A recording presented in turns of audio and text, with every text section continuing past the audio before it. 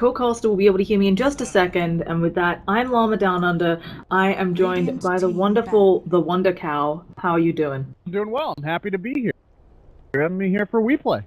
Yeah, no, I'm excited. I think my understanding is you're excited. We had some technical issues with the sound, folks, but I think things are okay. Remaining. If things are wrong, I will check the stream check to see. But either way, let's get into it now. I know some folks were asking. Flying Zebra is trying out for EnemyGG. They're gonna see if it works out, and there might be some team shifts. But I know some people are wondering about why he's playing on that team. So that's your heads up. He's apparently drafting for them, which I think is a lot of trust. It's a heck of a tryout, yeah. Yeah, that's and this is a best of one too, right? So it's kind of like trial by fire. Wow, yeah. There's. I wonder if other games with them stats on him actually playing with them in the past. Maybe they've pubbed together. It would be very strange if the very first game they did was a best of one in a tournament with him standing in as the drafter. That's a lot of compounding issues. Yeah, I'm pretty sure that they have played together, but I think, as you said, it was definitely pubs and other types of practice. So I believe Flying Zebra has talked about it on his stream. So exciting. For Infamous, most of you will recognize them as X Unknown, who now play under Infamous, although they have some stand-ins as well, I think. Yeah, Pardon G is not normally on the roster, and I'm honestly not sure if the players that are there are all using different names. I had used some. We have a couple of new players. Yeah, I'm pretty sure most of them, at least 3, I'm pretty sure they're cool players, but welcome to Dota, where sometimes things are America's weird. Dota. Yeah, to say the least. So we will be getting into it. We've got some, actually, I guess somewhat standard. I feel like right now Dota has so many bans that you kind of want to get out there. So we could say these are standard bans. They're definitely top heroes, but I don't know if I would say, hey, it's going to be these 4 for sure. Yeah, so Shadow Shaman is not that typical of a ban. Neither is, honestly, Triss is a hero that I expect to be more and more popular in the ban as the patch goes on. The Void there, and the Invoker's the #1 most far, for very obvious reasons. He's the only hero that even comes close to a 50%. Okay. Yeah, it's something where I'm adjusting volume, folks, so hopefully this will work. I do think Invoco Lone Druid, maybe more what I expected, the fact that Death Prophet got through, but in the American scene, Enchantress, I think, obviously she is prized on a global scale. She is loved in the American scene. I'm not sure that they feel comfortable dealing with her in a lot of games, so she's very frequently banned out, or you just kind of win the game. Yeah, it's really one of these cases of it's a hero who provides an immense amount to your team, right? And she got a ton of indirect buffs this patch as well. But as companies running her throughout most of the world, as they are running, say, a Vengeful Spirit, or a Lone Druid that has had a wider amount of play throughout history. Outside of China, really been that popular. I also want to comment on this. This is something that we don't see as... We do see it in other regions, but it's so important in the Americas. Abaddon, he is so popular here. He's another one of those offlaners where it's like, wow, they pick him here, and it seems unstoppable. Yeah, he's one of these heroes that you've been seeing pretty much... You don't see a ton of Abaddon. He gets picked up kind of once in a while, not that often either in the first draft phase, so I'm kind of surprised to see him come out this early. But all things said and done, he's sitting on like grade or something like that last time I checked the numbers, or the last 4 weeks worldwide. But in the Americas, that's up. He's one of the more played heroes in the Americas. Yeah, it's always interesting to see these regional differences, and also with the prevalence, something else I want to mention. Right now we have a lot of LANs. I feel like Dota is one of the video game scenes Probably CSGO also, right? Where we have a lot of CSGO scene is a bit different, but a lot of global lands, right? Where we have a lot of people from different regions meeting, and so it's really interesting to see how after something like, the Star Ladder that just happened or MDL that happens, when those players and teams return to their regions, whether things will change. But either way, we got Lone Druid, Venge, Juggernaut on one team. That's pretty dang good. But Death Prophet, Abaddon on the other. I think both of these teams are off to a great start. Yeah, it will be difficult for EnemyGG to deal with all the physical damage that comes out of Infamous through the mid-game, especially. If their Death Prophet gets off to a good start, she becomes nearly invincible, right? It's so much heal potential from the Exorcism heal, in addition to Spirit Siphon, possibly with some additional magic healing up as well. And the Abaddon on top of that, and now a Snowball save. So it's really a case of EnemyGG look to be trying to run a war of attrition, whereas Infamous kind of just want to burst out as much physical damage as possible. Yeah, and that's definitely something that's doable if you can just wreck their faces, essentially, before the Lone Druid comes online. I mean, it's certainly doable. We've seen the Snowball have a lot of success. For Infamous, another pickup here. I wouldn't be surprised if they try to get a little bit of wave clear, just so that they can't have that happen so easily, but we will see. Also go for Battle Fury on the Juggernaut for that wave clear. That is a fairly popular build. It's not always used, especially in 686, but it is definitely an option available to them. And in addition, they could do a Lone Druid with something like a Mjolnir or Maelstrom. But you're right, they don't have any natural wave clear through the mid-game, at least. Also, I remembered, I meant to say it at Abaddon? Abaddon? Oh, I always used to say it the way you did. The way you say two it, if Ds, it were it's an got English two word. Ds. I'm messing it up. If it were an English word, you would be saying it correctly, because the emphasis would be on the penultimate syllable. But everybody says it's Abaddon, so that's the way you gotta say it, apparently. Abaddon. Yeah, Abaddon. look, we're just gonna alternate between it and make it really awkward for all of you viewers out there. I'm pretty sure you know who we're talking about, and I do think a lot of people alternate on it, but we'll work on it. One day, we'll have it consistent. For EnemyGG, looking through their picks, I am assuming it's offlane, Abaddon or Abaddon, not the Tusk. It's probably going to be a roaming Tusk. I've seen them use this very well in. They play a lot in the Join Dota League, which I also have cast a lot of. I do wonder what core they'll end up picking for Banana Slam Jammer. He's, I think, comfortable on a lot of the frequently picked ones right now, like Gyro. But he also, I've seen him play. I guess Anti-Mage is still popular right now too. I'm shocked that Gyrocopter has not been out already. He's like the third most valued hero this patch. He's also wildly better in terms of his win rate and impact. If you were to rank teams like chess players, his impact on that ranking is much higher than Death Prophet. It's higher than Lone Druid. It's even higher than Juggernaut last time I checked. But we have not seen a pick or a ban on. Still a available up until Banana Slam Jammer has been playing enough Slark, at least in terms of his overall pub play. It's definitely one of the heroes he's well known for. I believe he's one of the people who used to do a lot of the old, hey, let me make sure my slot gets a Midas early on. I've also seen him play it very aggressively. It's nice here too, because I think there's some easy setups for Slot to get a kill. You can ice shards into Pounce, or even without the Pounce landing, pretty much ice shards into Dog Pact. It's like with a Jug. You do so much damage, it's an easy kill. And the Witch Doctor is a very easy target for that as well. He's kind of reliant on his paralyzing cask in terms of his potential. The Voodoo Restoration early in the game isn't going to be enough to help him survive. He either has to be chained at the hip to somebody else, or really risks being. Yeah. And Witch Doctor, not a great counter. I mean, it's actually something here where I worry about the Witch Doctor. You're not going to get off a good ult in a lot of cases, because Death Prophet obviously will farm a Yules pretty quickly or can silence the Witch Doctor, big AoE, and then Slork just has to use the Shadow Dance. But Puck? Not a hero that we see really anywhere, anytime. Oh, no. Like... We've been seeing a lot, I feel, in Europe, and especially in the Star Ladder, but as you said, it wasn't popular again until recently, right? It's like Puck was dead for a long time. And we're still talking like that level of popularity rise is up to less than a 8%. Oh, yeah. Still very uncommon. We don't kind of a niche pickup, and we have a couple of players who are specialist Pucks that played the last S4 being an obvious example, right? S4. As long as S4 has been in Dota, he's been known for.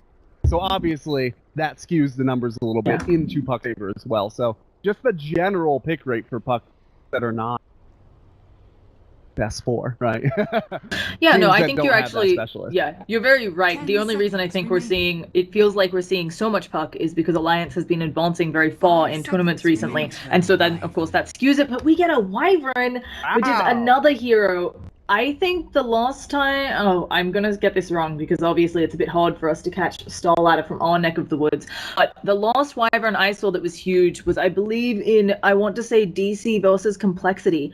Aoi picked a Wyvern for the team, and because there was so many units in the game with Chen being popular, it just ripped through Complexity's lineup. Yeah, there's only been about a baker's dozen Wyverns this pack. That is correct. There's 13 Wyverns so far this patch. Change that they made so that you can no longer damage opponents while they're under the effect of the wind has really ripped this hero just to shreds. Remaining. Yeah. It's definitely situational. I do wonder how effective it can be in a patch where there's so much pushing, but without any further ado, let's get into it. And I'm gonna give you the relatively easier job of introducing EnemyGG. It's actually hard for both teams, you can argue, because they are rocking funky names on Infamous. But we've got Satak, obviously, on his Venge. We've got Parton on Witch Doctor. Influence is going to be playing that Lone Druid. Nyan Nyan Nyan is going to be on that Chuck. And then Kataru on the Puck. All right, and over here for Enemy, we're going to have Flying Zebra chilling out on the Winter Wyvern. Slayer is going to be taking Death Prophet for a spin. Sovereign is going to be casting the shields on the Abaddon. Frozen is rolling around on the Tusk, and Banana Slam Jamma himself is going to be creeping about on that Slug. Yeah, obviously I think for a lot of people, they really enjoy watching Banana Slam Jamma. My understanding is he has a huge fan, well, not understanding, I know he has a huge fan following, but also Infamous is very popular in their own region, and I have to imagine, I'm pretty sure we had some other casters in the lobby here. We actually had Chinese casters in here, which is always impressive to me, because it's not great o'clock over there, I'm not gonna lie. Ha. But not great o'clock is a perfect example, yeah. I think both of these teams, not a whole heap of professional games on this patch, just because there hasn't been so many smaller tournaments that they might participate in. So I'm really excited to see. I mean, I think they both have less than a dozen right now on this patch. So I'm really interested to see how this goes. We've got 8. A little over a dozen. Yeah. Hence they So it'll be interesting to see exactly what comes out. What is this effigy? She's floating in the air. It's exciting. Be damned. Yeah. It's Dota. There's magic. Let's go. So, of these two lineups, just looking at it, do you have a favorite coming out, Gorgon? Actually, and what would you prefer? Do you like to be called Wonderful Cow or Gorgon? Whatever is it, Gorgon is quicker. It's easier. It's a long name. Gorgon the Wonder Cow. Whatever's best. I feel it. Whatever comes. But I definitely prefer Enemy here. Not only do they have the advantage of that dire side, which has been massive this patch, they also have the pick, and I think heroes that they've picked up are largely more reliable this patch, barring the Winter Wyvern, which of course there's not enough data to know, and the Death Prophet, who's a little bit less reliable than people expect. Yeah, it's something where it was clearly shown in Star Ladder that people do know how to deal with Death Prophet. If you can burst her down, she's she's a hero where it's basically if she doesn't kill everybody in her ult, it doesn't matter, and if you burst her so that she can't do that damage, she's very ineffective. Worst, I would say up there with the worst buybacks in the game with other transformation heroes. Yeah, until you get something like a refresher, and then it's still not great. There's going to be a great counter ward pick by Parton G. Sovereign, pretty big. So, Abaddon as an offlaner has a lot going for him, but one of the things he doesn't have going for him, not having that, the creeping assaults of opponent's safe lane can be very dangerous.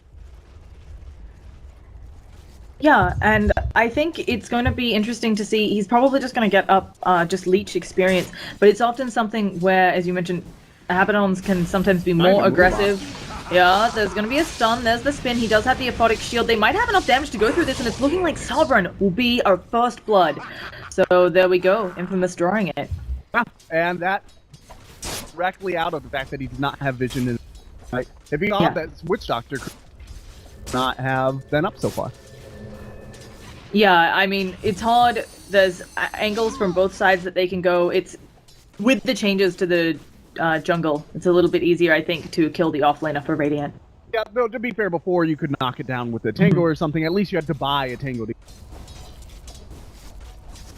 So in other news, we do see Lone Druid saying, oh, top lane is awful, I'm just gonna go jungle that new hard camp. And in mid, it's looking like Puck is having a ball of the time. This is an interesting matchup. Oh, speaking of it, there's gonna be a Soul Siphon, Spirit Siphon, whether it'll save Slayer, and you're also eating up that Fairy Fire. Turns around and throws out the Crypt Swarm, but it's not enough, but Kataru overshoots on that orb, and can they get the 2 more auto attacks they need on Slayer to bring him down with Flying Zebra coming in? Looks like not. We've got a Salve coming out as well. Kataru throws out the orb, 1 more auto attack, and they get Slayer. I don't think Flying Zebra can turn around and get this as well. He's trying to auto attack onto Kataru, but may just give his life for the cause, and Fairy Fire is being eaten everywhere. That did not go how they wanted. That was so well played up until the turnaround by the Death Prophet as well. He baited in his opponents by saving that salve until he had 1 hit left. Then he turned around too early with that salve. He didn't let it heal him up quite enough before he charged the high ground. And the use of this high ground advantage over here was massive for the Radiant side. Yeah, it was a really nice play that just a little overextension, as you said, by Slayer. And it puts Puck in a fantastic position. You're beginning that lane 2-0. You're suddenly, I mean, they were already both lost hitting okay, and Puck was ahead, but now pulls way ahead in the net worth, so. Yeah, that's not great. Well, I was trying to say before we got into that this is an interesting match. There are not a lot of Puck profit data available. Like, we have not seen this matchup very often before, and so it's really difficult. Should come out ahead. I would expect would be the Puck, but actually now that a rotation has led to kill. And obviously we've seen that on this patch it does feel like playmaking mids kind of the name of the game. If you can have a mid that can roam around and make a lot of space for the rest of your team by getting those kills. Oh goodness, what is going on here? Venge is going to be ice shotted, stuck, but where is the damage coming out onto her? It looks like she might just walk away. The coconuts come out, and oh, between the 2 of them, not enough, even though there was some pretty dang nice coconuts, and they're going to finally get something in this bottom lane. But oh, in mid? Okay, I think they're just touching each other a little here. We're good. Oh, it might be the bad kind of toucher. It's a Crypt Swarm. Nice. Yeah. Well played. That's a good song. But bad. Oh no! Okay, so there's gonna be an ice shots. Kataru's gonna again phase shift that, and it's not great. Death Prophet is being a little outplayed here. Yeah, a little is a very nice way to put it. Goes in. Jonah getting. Just having his clarity cancelled. I think it's only a little just because you have to also take into account the fact that after those kills, Puck had a huge advantage. I actually missed the phase shift there a little bit. Only 3 seconds on the next one, so it's going to be fine after throwing out that orb. He does have a regen. All the way back up. Bottom tower is under attack. As much as he would like. And now drop the Dream Oil in the mid. He actually missed the waning rift though, and now with the Soul Siphon they are doing quite a bit of damage. They even use, oh no, here comes Venge from the sidelines though, a stun. Obviously that goes through, and they are going to again get another kill. Look at these rotations on mid constantly. Flying Zebra takes the orb, takes the next auto attack, and this TP is taking way too long. They're gonna throw out the ice shots. I think maybe a snowball, but there are too many heroes around, and that cold embrace was so underwhelming. Yeah, what else is he gonna do? You know, it saved the Death Prophet for a little while, but those rotations from supports coming, there's no vision on either side, so it's not like they could have been super aware that those supports were right around the corner. And obviously, they could have had an idea that they were coming, but where exactly they were. And it feels like a lot of this is on the back of the First Blood bottom. Obviously, normally Juggernaut versus Abaddon, the Abaddon can get quite a bit of work done, just because 1 point in that Curse of Avernus makes you a very strong laner. And now, because he got First Blooded, he's under-leveled, he's not so great. Yeah, not only is he underleveled, but well, the Juggernaut is going to be able to just punch. Normally, you would also hope as an Abaddon to be able to get up ground boots right by the blade. That wasn't the case. We fell even further behind because of the threat of the blade. Yeah. Not looking great. Now, it is a bit of a net worth lead, over 2,000 gold and over 1,000 experience at 6 minutes in. That is something as we progress into this game that one team fight will turn around, and Slog, despite having no kills, is actually very close to the puck in net worth. He's doing well, and bear in mind that a lot of this has come at the hands of support rotations into the mid and bottom lane for Infamous, but the lone basically just farming this hard camp, which has left Slark more or less alone. Certainly doing a good job. He's 41-7 at 6 minutes. Almost a perfect score. As long as he can, well, he might be able to pull out some early ganks and some early fights. And yeah, they keep trying to give it a go on the lone druid a bit, but no such luck. So that'll be it for over there. Let's see if anything else is happening. Obviously, the Jug is farming decently. I'm a little bit surprised that he's having more trouble than Slark finding farm, but it does look like Sovereign's starting to find his stride. He's got his boots up. Business is happening. So he has had a little more pressure. Under attack. Right. Oh, but speaking of pressure, another kill. Yeah, Sovereign. He does have the borrowed time up now. I think he's completely fine. It's not a good sign when you're off laner. Yeah. Their Death Prophet just hits. No, you don't. Yeah. Could be a sign that they need to push something. They've got the Exorcism up. It can take down a tier 1 tower fairly quick. They all just kind of group up on the Slark. They would be able to take the tower. The question is, would that throw off their laning? They prefer to just let farm, not get the tower, and have the... It's also interesting to me. I wonder about this Death Prophet skill build against a puck. It's so easy. I've actually seen some people maxing the Spirit Siphon over the Crypt Swarm, and I don't believe that phase shift, you'll have to check me on this one, I thought it continues through phase shift. Does continue. Yeah. So it seems like it might have been a better play there, because obviously the Crypt Swarm is a lot easier to phase shift. Yeah, it's basically a phone in. Whereas, I'm not entirely sure I want to be so heavy in Spirit Siphon, like just to beat the fucking lane. Potential against... Remember, that is a good deal of their lane clear. Yeah. Wyvern does not appear to... That's another interesting thing that we've got here. Well, the Wyvern's level 3, so isn't maxing anything. Slayer also popped the Exorcism super early there. I understand they wanted to apply some pressure, but I'm not sure that it was as effective as they would have liked. Yeah, that is a very traditional exorcism. Normally what you would do before the... In lane, you don't rotate burn. Try to force your opponent to rotate out by pressure on another lane, and as soon as your opponent's mid rotates out, you pop that Exorcism tower as hard as you can. I don't know that with the Death Prophet rework that works quite as well, because she is a bit more combat-oriented. Siphon? Yeah, I agree with you. I'm not super sure what... Obviously, this Death Prophet's had a hard time. It's a completely different game in a game where this Death Prophet would be able to rotate. But what we've seen in a lot of other successful Death Prophets is obviously you get the Rune of Dreams, that haste rune, and you just suck someone up until they're dead, because you can chase them. So, arguably a different game. We'll see how this one progresses. And I am really interested to see how she attempts to perform from behind. Wow, Banana Slam Jam. Yeah, can he that is a stack neutral camp. Kind of offsets his count, but that is 2 away from perfect if you don't... Yeah, and... massive score. He has gotten a couple of these off of neutrals, but it is still very impressive. It's why he's top of the net worth chart despite no kill involvements and the puck having, I think, 4 kills now and 1 assist. Although speaking of the puck, he's coming in, seeing what he can do. It's coming in, seeing what it can do with the Dream Coil that I'm pretty sure are playing Zephyr. They don't even need a Dream Coil here. Tries to use that Arctic Burn to get away, flapping through the trees, but they see you. There's going to be an orb as well coming over to that orb, and just the auto attacks will do it.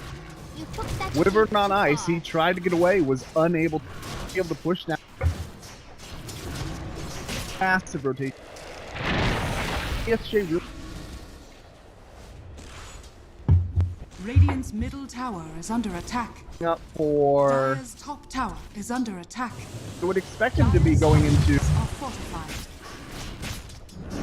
Yeah, it Might be thinking seems. about dagger? I Dire's think bottom tower either is of those. under I'm a little bit because the puck is so far ahead. I'm maybe a little bit more in favor of the Shadow Blade, but Radiant's we'll middle see. tower is under attack. Okay, so we're. I Could think buy his this- Claymore if you wanted the Shadow Blade now for this fight. When it, Okay.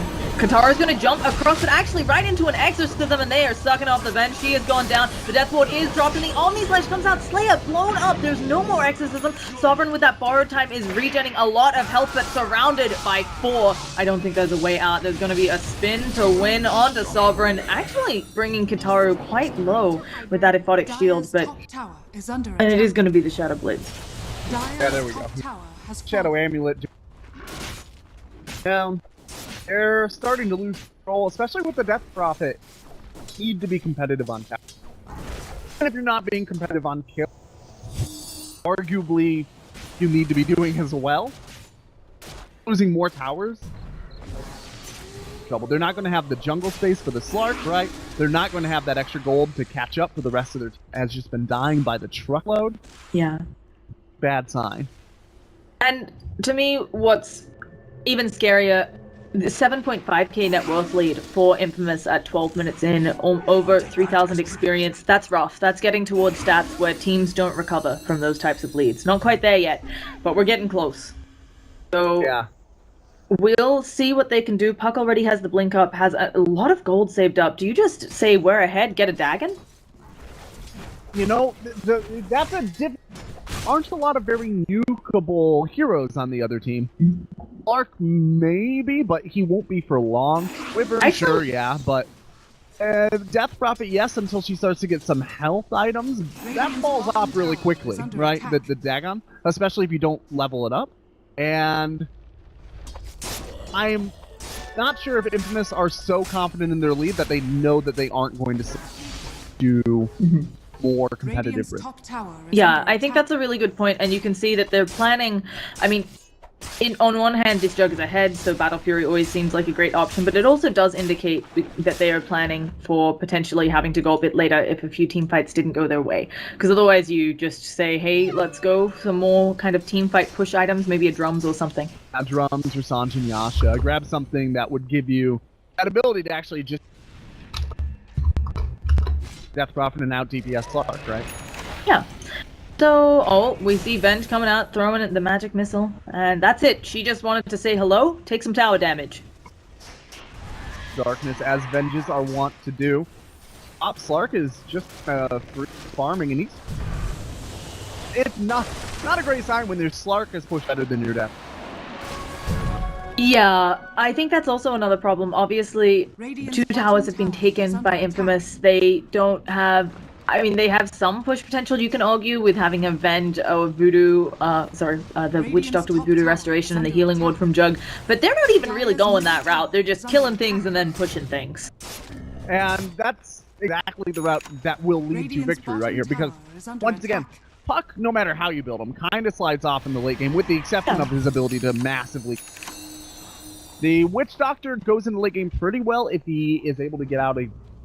Probably won't enemy. Okay, also this Witch Doctor, I'm sorry, I have to interrupt because have you looked at his items? No, I have not. What's going on with him? Oh, he's yeah. going straight Hanamitis, huh? Radiant's bottom So tower I don't know is when under he got attack. that. He got it at least like 100 seconds ago, right? Also, he got it a while. And look at how much gold he has. Yeah, I'm guessing he probably got that maybe even 2 minutes ago. Yeah, that's probably 2 uses in. Yeah, that is fantastic. Midas pays for itself in 20 minutes. Even now, I really like it on some of these supports who desperately need levels, because it also always means you have gold award money. Oof. Boy, this is going to be a very competitive mid-fight. Literally everybody is here. And Banana Slam Jamma wants no... This is going to be a free tower if he doesn't... I think that's the right decision. Well, he has finished his Shadow Blade. He could probably initiate in, but they're too late now, right? Yeah. I'm not sure if they can take a fight. This juncture is the problem. Even if he comes back in, he might just have to Shadow Dance away. It is looking a bit like slow suffocation for EnemyGG. Will potentially at this house, which actually ends up being a... He does. Oh, but he is silenced up, of course, the Shadow Blade helping out. That is the reason I prefer the Shadow Blade over the Blink, but instead we have an engagement here. They're gonna throw out coconuts! They're just bouncing between Sovereign and Slayer. She is put in the snowball, but she may still be in trouble if Bottic Shield and Bottle healing her up. And now the rest of these supports on the side of Infamous getting very low. One is down. Can they find more? Ice Shard's catching out. The Talk tries to TP, but there is way too much damage. Puck coming back in to Kotaro seeing what he can do, but everybody's running away as they kill off the bear. Got some tasty gold out of that guy. Fantastic fight considering how far EnemyGG is behind. Yeah, that rotation top that we were kind of hemming and hawing over for the Slark ended up working out brilliantly. It forced the Puck to rotate up. The Puck rotates up so he's not in that team fight, and then Slark immediately TP'd mid as the rest of Infamous started to push onto that tier 2. That was a beautiful sort of double bluff coming out of Banana Sun Jamma, and he managed to get the tower. There's nothing wrong with that. I've been hedging on it a little bit, as you'll recall, but I take it back. It was 100% well played. Yeah, I also was wondering how they would make it, and I think here's the other thing. I think that they only extended EnemyGG when they saw somebody rotate for Slog, right? They probably wouldn't have gone if it wasn't, and it had to be the Puck as well because he's so crucial to Infamous's team fight. So suddenly EnemyGG getting something done. We can see that team fight actually didn't help them as much as I was hoping to see it would, but they're still at least stopping the bleeding, which is really important right now. Massive difference. Even if they manage on to a 7,500 depth, it goes from a 5% loss rate for them, a 90% loss rate for them over the 10 minutes between minute 10 and minute 20. Yeah. They just managed to hold on to about 7,500 gold deficit. Their win rate goes up about 5%. So Oh, Jug has picked up... Okay, he's going Sanjin Yasha after the Battle Fury. Obviously, Death Prophet feeling that she needed the Naked Yules pretty quickly. What type of boots? Do you have a boot preference on Death Prophet? You know, for this game, I think probably got to go into the dying too quickly. Also, there's a level 2 Dagon now out on the Puck. Kotaro does end up on a bit later than we expected. And she just needs to be able to survive the initial burst. I'll take that. A really good point, especially he did go it. They've also picked him up a gem. I like this a lot. We've seen it time and time again. You get up that early gem, you just starve out the other team. Yeah, and there's really not a lot they can do about it unless they can bait out another great fight, sort of get the Puck off on the side. But I suspect Kotaro is not going to be baited in something that no time soon. I now don't know if I should be saying it Kotaro or Kotaro. Like, I'm so self-conscious. I was reading it, like, because I love eating taro. That's always comes back to food with me. I was like, surely it's Kotaro, like, deliciousness. Probably Kotoro, if I had to guess, from the Spanish pronunciation. They're South American. Oh, yeah. Probably I do. Kotoro. There's a lot of Spanish stuff that is very, I will often read it in, like, a more Japanese pronunciation and just assume they're into anime. Yeah, and Slayer blown up by the Dagon that you just mentioned, and a haster, and, you know, that helped a little. Yeah, and the lack of tread, so there's an old talisman there. A little bit of help, but Prophet just cannot survive. If that Puck sees her, she's... Yeah, and it's really rough. Obviously, she'd fallen behind. You can see that she is not only 5th on the net worth, but she's almost half of the net worth of some of these other people topping the charts. It's not easy. And it's also worth noting that she is one of these heroes that does very well when she has a net, very poorly when she doesn't. Not one of these heroes that kind of comes out, no matter where she is in the game, where she is in the Pantheon, she still manages to make herself count. She's basically negligible until she manages to get out in front of somebody. That player. Yeah. And we're going to see a deny on the bottom tower. It's something, but obviously not exactly what they wanted. Despite this gem, I'm not even sure how they managed it, but there are 2 deep wards placed by EnemyGG. I'm really impressed by this, because, I mean, Puck has had this gem for what feels like... Actually, I can check how long Puck has had the gem. Puck has had the gem for, yeah, about 3-4 minutes. Just, they've gotten very lucky with Puck's rotations. You can say that they've gotten lucky, but at the time, it's a walking through there, then likely not a lot of people are walking through there, and the vision isn't giving you any. Right, This so one it's I kind would of a say is double-edged always sword. good, right? Yeah, that one's usually pretty good. Oh, and they know they're in there. I don't think they can do anything. They're thinking about coming around on the sides, but the Aegis already picked up Sovereign. You can't go there, and the Radiance on the bear, burning away. Someone's going to be popping their borrowed time maybe a lot earlier than they would like. I think Sovereign just dies here, but Banana Slam Jammer going on the back lines, picks off the Witch Doctor, is using that Shadow Dance to get out, and suddenly they manage to silence up one. Aegis already burnt as the exorcisms on all of them, but Banana Slam Jammer falling on the other side of the fight. A Dream Coil out on two. There's the Spirit Siphon that goes BKB piercing. The Omni Slash comes out though, and it's looking like a lot are gonna fall on EnemyGG. We have a buyback. We have her Yule's up in the air with Soul Siphon on two, and Exorcism is doing enough work that they've come out of this fight relatively even when you consider an Aegis and a buyback. Puck is still looking around. Oh, actually jumps forwards into them, blinks off to the sidelines. Banana Slam Jammer seems to have no interest in it. Kataru doesn't have a blink or a TP, so they're gonna snowball. Puck is going to illusory orb forwards. I imagine. Oh no, there's gonna be the snowball forwards as Puck blinks away. They have to know where the Got Puck a general is. idea of what's going on. Oh goodness. Now they know for sure where he is. Yeah.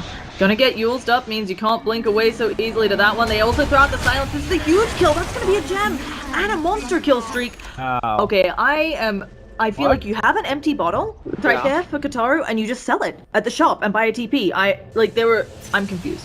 We'll just say that. He originally went down south along this tree line that is now deforested, right? Partially because the snowball was already coming in, right? And he could have sold the bottle, grabbed the TP, and tried. Would have been interrupted by either the Walrus Puncher. So I can understand the initial inclination to just kind of run south. Why he ran back into lane when they had not yet made visual contact of him, I don't know. That seems like he was panicking. Yeah. Obviously, a bit of a blow for Infamous, but they are still quite far ahead. Over 10,000 net worth, over 5,000 experience. That buyback on Banana Slam Jammer, he was almost at his Scotty, and now it's probably going to take him at least another 5 minutes.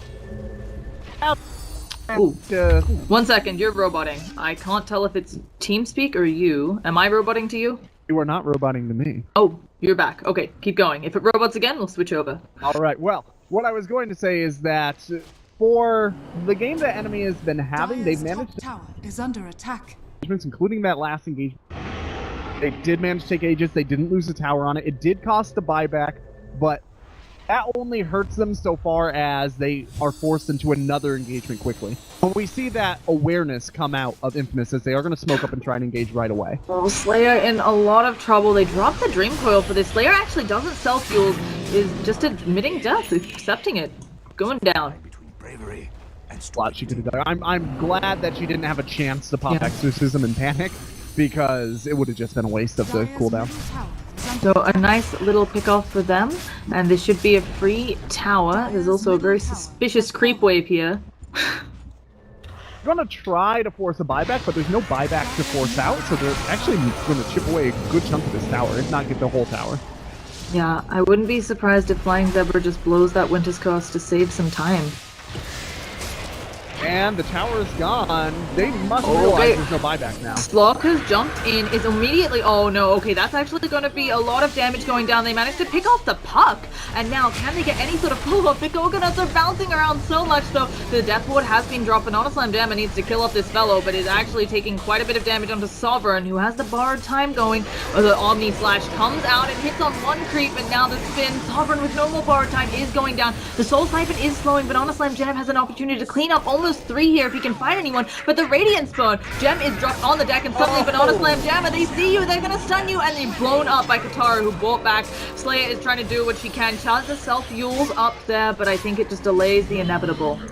Gem on Lone Druid had not been spotted out by Banana Slam Jammer, and had they not had that gem, that fight ends very differently, probably without losing racks.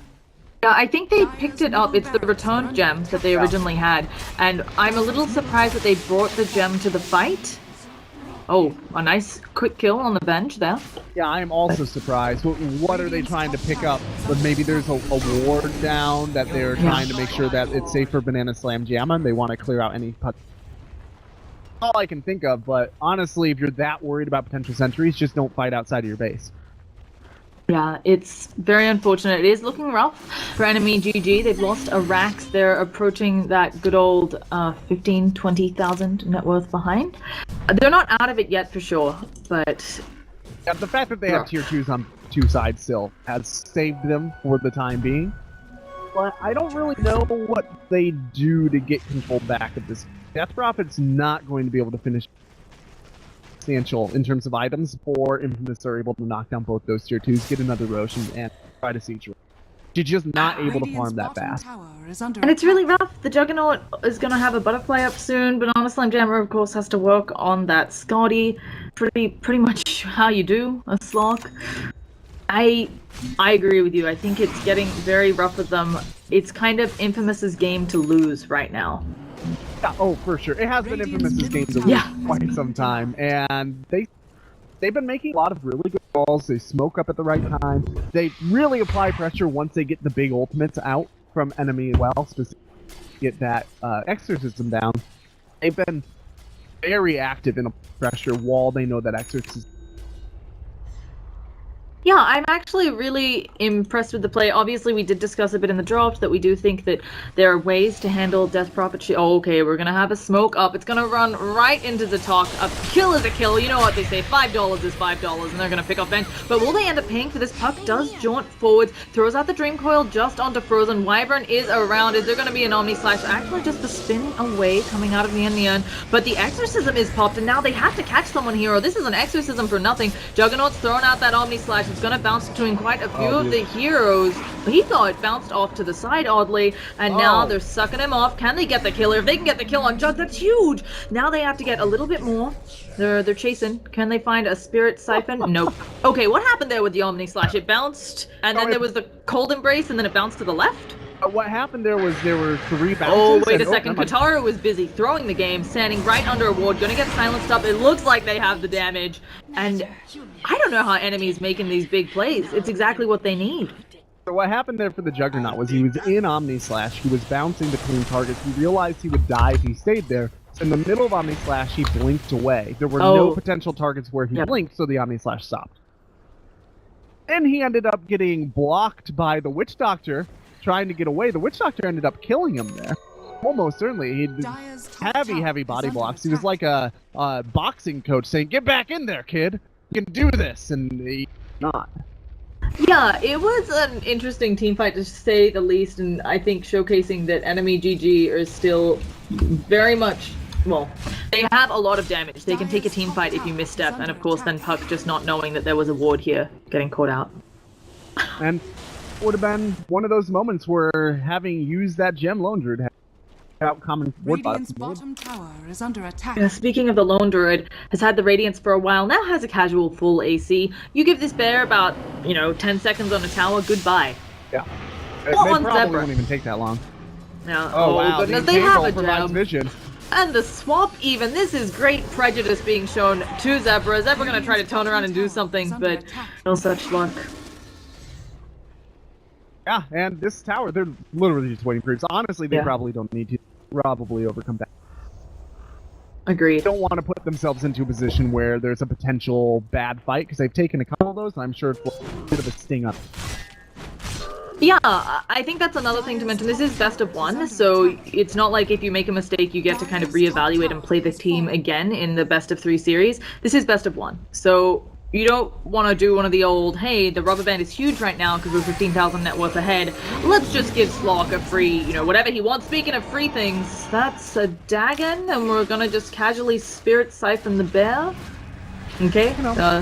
Keeping it loose, keeping it casual. Yeah, you just don't take it out to dinner post or anything, Death Prophet. Gonna probably kill off that bear, but there is a resummon coming up, and Honest Jammer gets the 300 gold bounty. They popped Exorcism, a big silence. They need to get something, but where is the catch? With Tusk not close enough to do anything, he's actually still in base over here. Coconuts are flying around the unstable concoction. Oh no, this is gonna be a really nice Omni Slash, but Honest Jammer is Glimmer caked up, but it doesn't matter. They have a gem. He does have buyback, as does the Death Puppet, but with no Exorcism, is it really worth it? A Dream Coil onto 2. Sovereign popping around in that borrowed time, but it is doing nothing. Throwing out the Mist Coil for funsies. There's going to be some Soul Siphon here. A nice ult from the Wyvern on the back lines. They do manage to kill off Venge, but looking like that may be it. Banana Slam Jam and trying to get something done still. The Soul Siphon's coming out, but he's taking a lot of damage. Dagon thrown out on the Sovereign. You need to back up until your borrowed time is back. They're now punching up the Jug. They might be able to find something here, but again, the Coconuts bounce perfectly, and that Death Ward, this may just be GG. Yeah, there's no coming back from that, especially since the one kill they managed to get there against Infamous was a deny. Yeah, so... Bad day. Yep, that's going to be it for our first game of the We Play Americas. We'll be back with one more coming up. It's Leviathan versus DC. Do you kind of have final thoughts on this one before we do our outros? Really, that mid lane, it all came crumbling down onto the Puck versus Death Prophet matchup, and I guess now we know who wins that. Yeah, I mean, as you said, it's not something we see a whole lot of, and that actually may have been